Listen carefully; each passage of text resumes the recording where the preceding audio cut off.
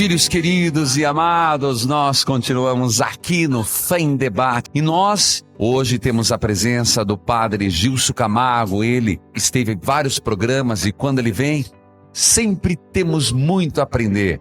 Ele que é professor de liturgia e um amigo pessoal, Padre Gilson Camargo. Padre Reginaldo, é um prazer novamente estar aqui, conversando com seus ouvintes e podendo ser útil naquilo que nos for possível, aquilo que estiver dentro de nossas possibilidades, ajudando os teus ouvintes, os cristãos e cristãs, a viver mais intensamente este tempo tão bonito que nós estamos vivendo no momento atual, o tempo do Advento e as vésperas do maior acontecimento da humanidade, momento que o Verbo de Deus, a palavra eterna de Deus, se fez carne e veio habitar no meio de nós. E por isso é um prazer muito grande estar aqui no seu programa e procurar ajudar as pessoas, os cristãos e cristãs, a viver tanto esse tempo do Advento quanto esta solenidade do Natal do Senhor Jesus. Vai ser um prazer muito grande estar aqui com vocês e responder aquilo que estiver dentro do nosso alcance. Desde já, muito obrigado, Padre Gilson, por estar aqui. Padre Gilson Camargo, nós estamos no tempo do Advento. Perfeito. O que é o Advento? Eu acho que é uma oportunidade muito especial para que nós possamos esclarecer a identidade deste tempo chamado Advento, que consta de 4 domingos. O tempo do Advento é o tempo em que a igreja vive a esperança, a virtude teologal da esperança. A esperança na vinda gloriosa do Senhor Jesus. Vocês poderiam me perguntar, mas ele já não veio? Claro que sim, a primeira vez, assumindo a natureza humana, nascendo na gruta de Belém, assumindo a nossa humanidade para nos abrir e nos levar a compreender o reino de Deus, esse reino que ele veio estabelecer aqui conosco. E agora nós lutamos para que esse reino aconteça, mas nós aguardamos, temos a esperança de um segundo retorno. Não mais na fragilidade da natureza humana, mas revestido da sua glória para o grande julgamento final. Então esse tempo de Advento é o tempo que nos coloca nesta perspectiva de esperança. Às vezes nós vivemos um mundo complicado, com tantas dificuldades, com tantas injustiças, com tantas coisas que às vezes nos assustam, nos deixam temerosos. No tempo do Advento é tempo de renovar que apesar de todas essas dificuldades, há uma esperança. A esperança da vinda gloriosa do Senhor Jesus. Há poucos dias conversando com as pessoas, porque às vezes a palavra não expressa Advento, é uma palavra que vem da língua latina. Se nós traduzirmos em um português assim bem simples, seria o tempo que a igreja grita, tomara que ele venha. Tomara que ele venha. A igreja grita, a igreja se apressa para esta segunda vinda do Senhor Jesus na sua glória. Porém, enquanto esperamos que ele venha, nós lutamos para fazer realidade este reino de Deus que ele veio inaugurar conosco quando da sua encarnação. Advento, esperança. Qual a diferença entre... Eu tenho recebido várias perguntas. Por exemplo, na Quaresma é roxo, Advento é roxo, mas é o mesmo sentido? Não, cada tempo litúrgico, para Reginaldo, cada tempo litúrgico tem a sua identidade própria. A identidade própria da Quaresma é uma reflexão sobre a vida batismal, sobre o nosso compromisso de cristãos batizados, esse compromisso que nos leva a uma conversão, a uma mudança de vida. Porém, o tempo do Advento tem a sua índole própria, que é justamente essa dimensão da esperança, da espera, mas uma espera vigilante. A cor litúrgica roxa que nós usamos, nós padres usamos nesse tempo do Advento e no tempo de Quaresma, nos mostra, a cor roxa nos chama a nossa atenção para alguma coisa. Então, no tempo de Quaresma, o roxo nos chama a atenção para a vida batismal. No tempo do Advento, o roxo nos chama a atenção para a esperança em Cristo. Várias perguntas foram deixadas e nós vamos fazer ao Padre Gilson. Eu vou tomar um papel aqui um pouco de entrevistador, lembrando as perguntas que foram deixadas. Mas tem uma pergunta que me foi feita por uma catequista. E ela disse assim: sobre a Páscoa, eu já tenho consciência. Mas Natal é importante para nós, padre? E essa pergunta é o que eu faço ao Padre Gilson, que vai responder depois de a gente atender a Sabrine. Sabrine. Padre. Pois não, querida. Padre, eu queria fazer uma pergunta. Pois não. No tempo do Advento, no tempo do Advento, o que a gente não pode fazer? O que a gente não pode fazer no Advento? Padre Gilson. Não, eu creio que você deve estar se referindo na liturgia, não é verdade? A única coisa que na liturgia não se faz, no rito litúrgico do tempo do Advento, não se canta nem se reza o Glória. E daí vem a grande pergunta: por quê? Porque nesse espaço de tempo, ao não fazê-lo, ao não rezá-lo ou não cantá-lo, desperta em nós o desejo, as saudades, vamos dizer assim. Estamos com saudades do Glória. Nós padres que normalmente celebramos todos os domingos, quando chega esse tempo do Advento e nos é retirado do rito o Glória, parece-me que a gente sente que falta alguma coisa, porque esta falta é extremamente pedagógica para que na noite santa do Natal, então tenhamos um Glória solene, cantado, bonito, participado, para que nós, na noite santa do Natal, possamos matar as saudades do Glória, por ser um hino litúrgico muito bem elaborado. É um hino, é uma das coisas mais antigas que nós temos da liturgia. Ele vem do 2º século do cristianismo, de tal maneira que, se entrasse em nossas celebrações um cristão do 2º século, quando rezássemos ou cantássemos o Glória, com certeza ele iria se reconhecer como cristão no meio de nós. Então a igreja nos retira para que nós tenhamos um pouquinho de saudades do Glória, para que possamos entoá-lo solenemente na noite santa do Natal do Senhor. Obrigado, Sabrine, pela participação. Carlos, você que fala de Minas Gerais, Nova Serrana. Tudo bem? Tudo bem. Pois não, filho. Eu queria saber, porque na igreja católica a gente considera o Natal no dia 25, né? No dia 25. Que é o nascimento do menino Jesus, né? Sim. Agora, a igreja evangélica já prega que não cita na Bíblia que o nascimento dele foi realmente no dia 25. E não cita mesmo, viu, Carlos? Mas o Padre Gilson vai dar uma explicação, tá bom, Carlos? Alô?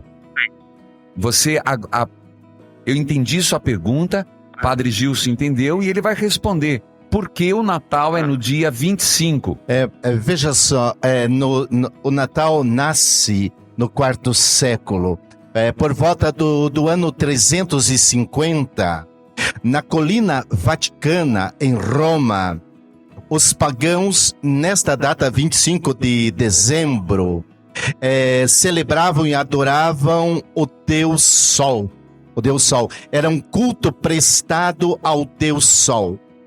Ora, no Evangelho nós vemos claramente, quando Jesus Cristo nos diz: eu sou a luz do mundo.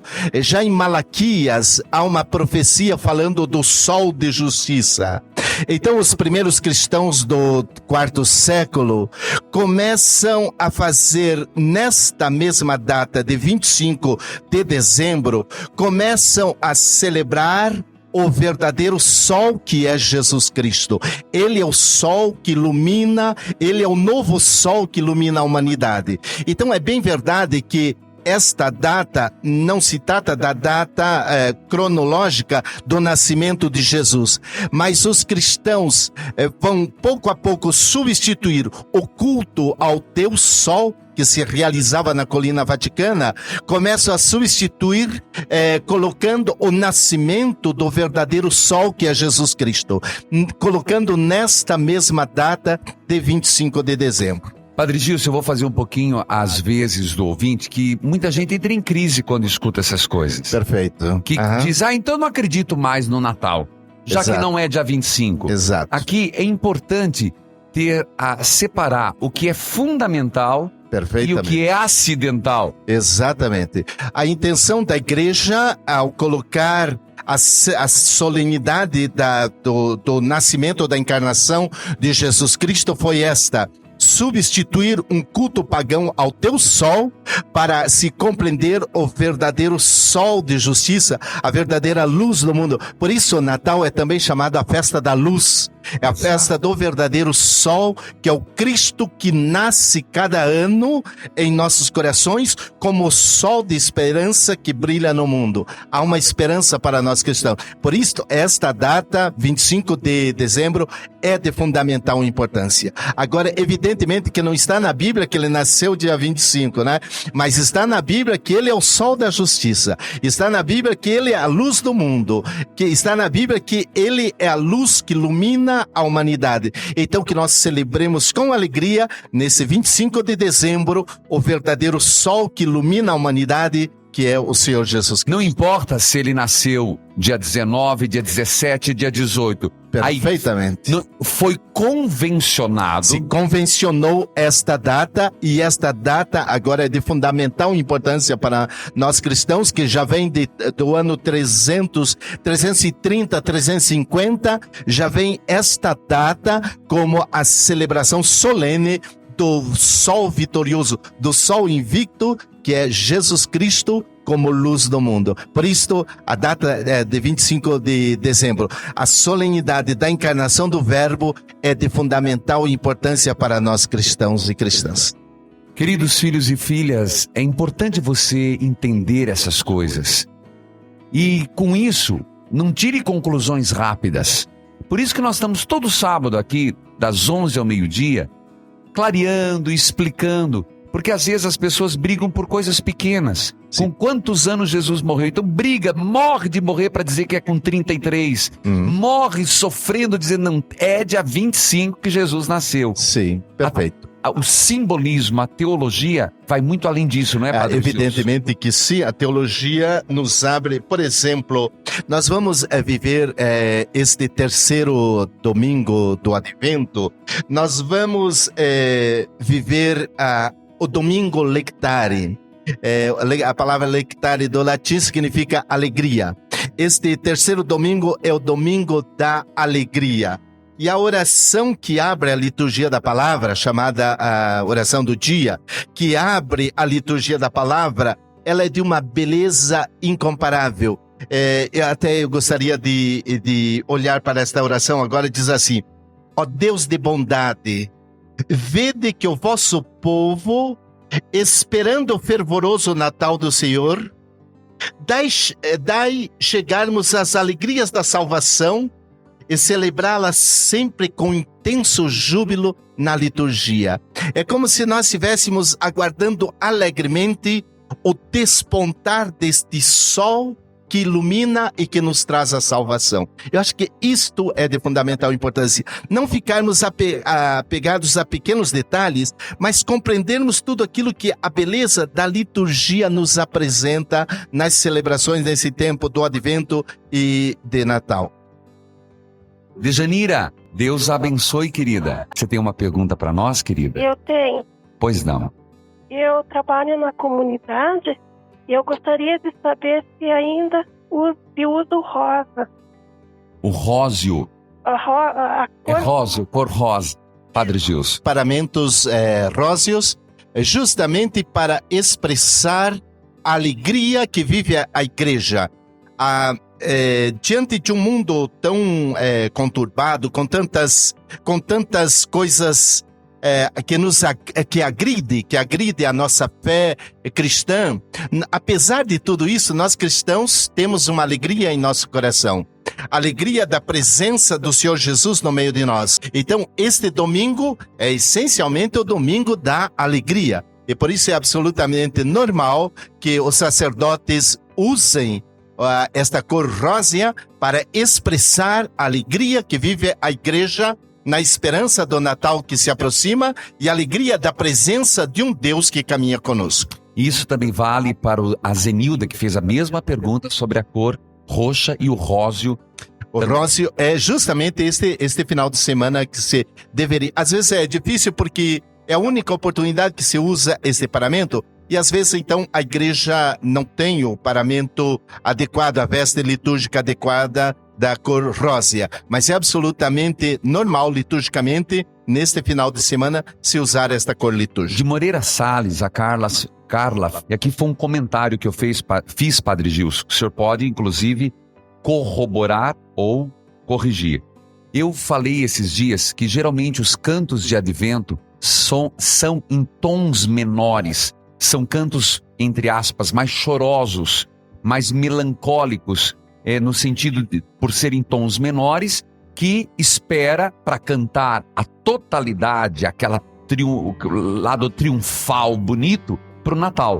Sem dúvida nenhuma tem essa dimensão, como eu falei, do próprio Glória. Tem essa dimensão de, digamos, a grande explosão de alegria é justamente o momento no qual nós culminamos com a liturgia do Natal, a encarnação do Verbo de Deus. O Verbo de Deus que se fez carne e habitou no meio de nós. Agora, os cantos litúrgicos do Advento devem sempre nos colocar nesta perspectiva de esperança. A esperança é o momento em que a igreja deveria voltar com todas as suas forças a despertar no coração do povo de Deus que há uma esperança. Às vezes nós somos muito negativistas, vemos muitas coisas negativas do mundo, né? É claro que não podemos fechar os olhos para a realidade. Vivemos num mundo difícil, complicado, mas apesar do complicado, há sim uma esperança. Então, tanto os cantos, quanto as orações, quanto a homilia nossa de sacerdotes, deveríamos focalizar sempre esta dimensão de esperança. Padre Gilson, eu gostaria de dar um salto para falar do Natal, aproveitar sua presença, para entrar um pouquinho no ciclo do Natal, que vem logo depois do Advento. Mas antes, uma pergunta que foi feita: quando se deve, liturgicamente é correto, montar o presépio nas igrejas? Exato. O presépio não é interessante, é preciso distinguir as coisas, né? O presépio, talvez até assuste, depois você me ajude a fazer com que os ouvintes compreendam. O presépio não é algo litúrgico. O presépio é algo devocional. Pertence à devoção desde São Francisco de Assis. Ele é de ordem devocional. De tal maneira que, digamos que uma igreja não tenha o presépio, não houve possibilidade de montar o presépio, não há problema nenhum. Agora, o presépio nos ajuda a nos colocar nessa perspectiva de espera, né? Então, é absolutamente normal que já estejam preparados os presépios e que na noite santa do Natal se coloque a imagem do menino Jesus no presépio, né? Na noite do Natal, que é a noite que celebramos o Verbo de Deus feito carne. Quer dizer, que se tenha antecipadamente preparado, somente deixa o lugar para o presépio propriamente dito, que seria então a manjedoura, né? Mas isto é de ordem devocional.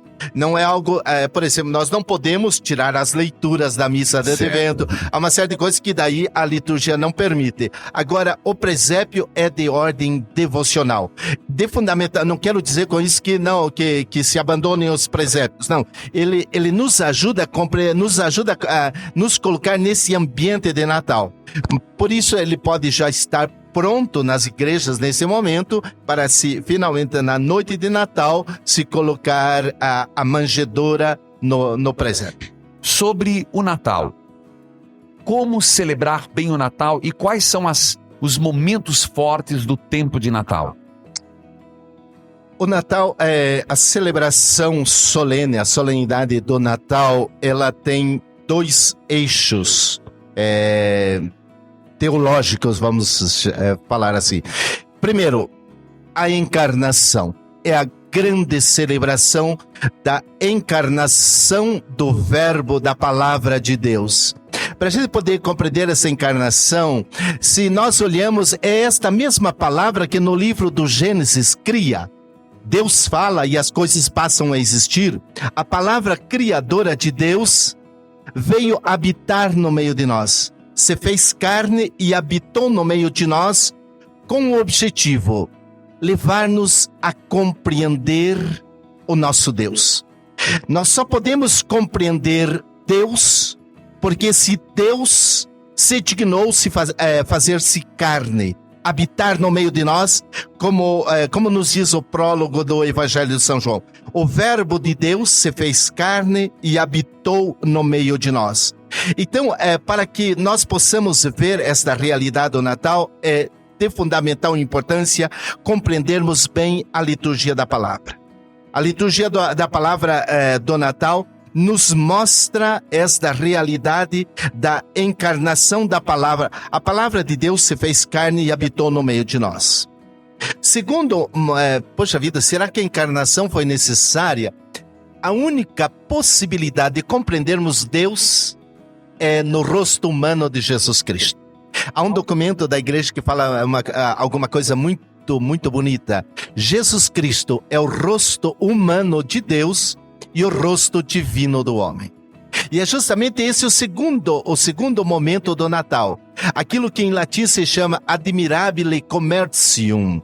Não no comércio no sentido que nós compreendemos hoje, mas da troca que existe entre Deus e a humanidade.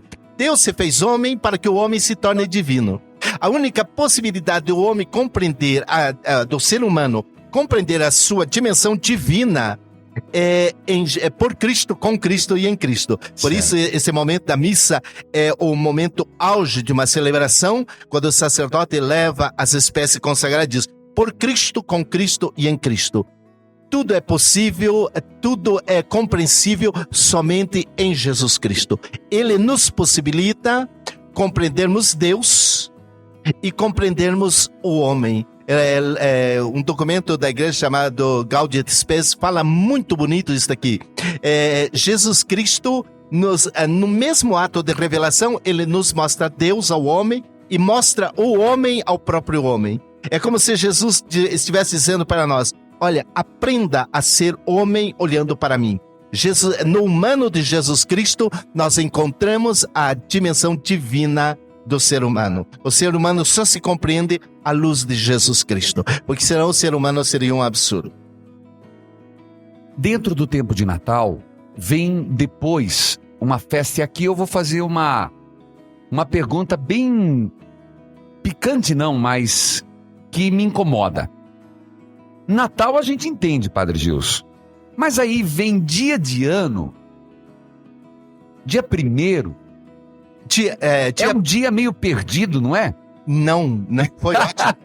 Foi ótimo a gente compreender bem. Vamos, não é por ser 1º de ano, é por ser 8ª. O Natal tem uma 8ª. Isso. Se você contar do dia 25 ao dia 1º, nós teremos 8 dias. 8 dias. E no 8º dia, na 8ª de Natal, nós celebramos a solenidade de Maria, Mãe de Deus. Daí que vem a importância de você compreender, porque isto vem o problema das heresias do 4º século. Havia algumas heresias, arianismo, monofisismo, algumas heresias que apareceram no 4º século, negando a humanidade de Jesus, ou algumas negando a sua divindade. Então, a liturgia coloca esta 8ª.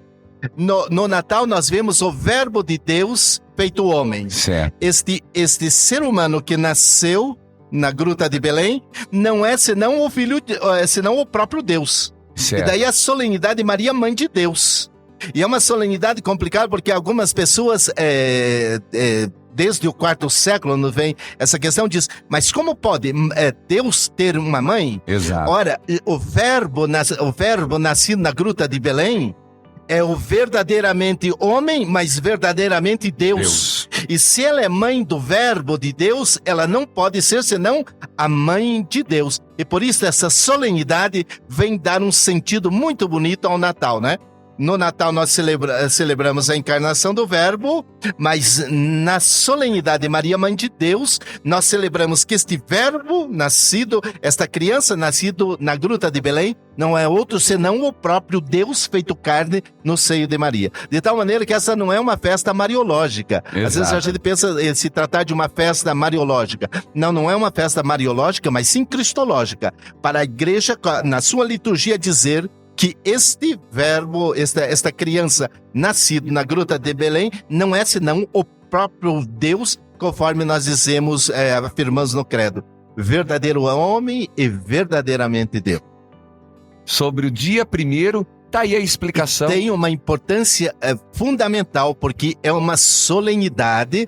Às vezes as pessoas vêm para mim pensando por ser 1º de janeiro, 1º de ano. Da paz, aquela coisa, Sim. simpatia. Sim. Agora, o que é de fundamental importância é percebermos. É interessante porque dentro dessa oitava, nós temos no primeiro domingo que segue o Natal, nós temos a solenidade da Sagrada Família. Da Sagrada Família. Da Sagrada Família, né? Quer dizer, esse Deus feito carne nasceu numa família, mas não é senão o próprio Deus, né? Exato. Não se trata apenas de um ser humano que veio ao mundo, mas do Deus que se fez carne no seio puríssimo da Virgem Maria. Tomara que um dia desses, estou aqui me oferecendo já, mas tomara que um dia desses nós tenhamos a oportunidade de falar sobre a importância de Maria na obra da redenção, né? Para que nós possamos, por exemplo, aquela que trouxe o verbo da vida. Há poucos dias celebramos, dentro do tempo de Natal,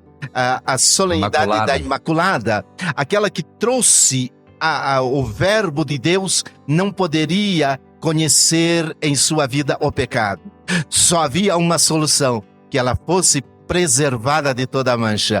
Que nós possamos refletir um pouco sobre a importância de Maria na obra da evangelização. Numa rádio que tem o nome de evangelizar, não pode se omitir de falar de quando em quando a presença de Maria, que nós católicos, não como uma deusa, evidentemente que não é esse o objetivo da igreja, mas que nós coloquemos Maria no seu lugar de destaque.